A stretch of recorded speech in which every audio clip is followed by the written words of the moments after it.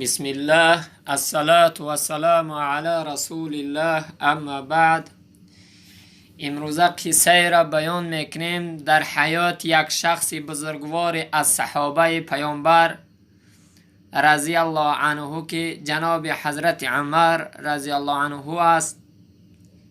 قصه را صاحبای کتاب بیان میکنن، میگن در خلافت حضرت عمر رضی الله عنه حضرت علی روز به خانه خود میگه روان شد، میگه در خانه خود میگه خواب کرد، میگه پیامبر خدا صلی الله علیه و سلم در خواب دید، میگه جناب پیامبر در خواب دید که پیامبر در مسجد نشسته به مردم موعظه میکند، مردم رو نصیحت میکند.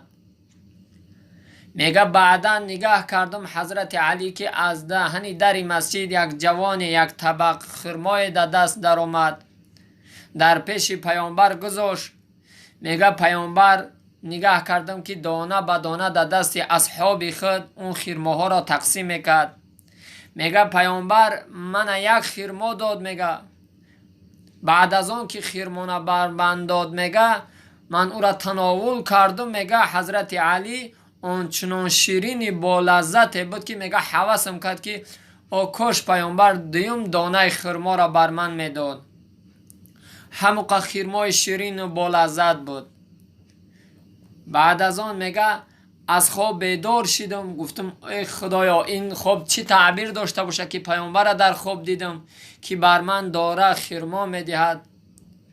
میگه نگاه کردم که وقت نمازم فرا رسید، میگه وضو کردم و به مسجد روان شدم. میگه آمدم در مسجد پیامبر خدا صلی الله علیه و سلم داخل شدم، نگاه کردم که حضرت عمر رضی الله عنه به مردم موعظه میکند، یعنی خلافت حضرت عمر بود، به مردم موعظه داره. میگه در مجلس نشستم، نگاه کردم که یک جوان از در مسجد همو طبق خرما در دستش در آمد. میگه در پیش حضرت عمر رضی الله عنه گذاشت و حضرت عمر رضی الله عنه میگه خرما را به تقسیم کردن شروع کرد. میگه نگاه کردم که دانه به دانه مردم رو داره تقسیم میکنه.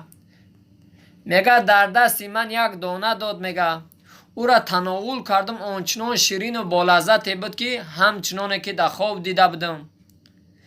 میگه به طرف حضرت عمر رضی الله عنه گفتم یا عمر چی خوب میشه که یک دانه دیگه بر من بتی.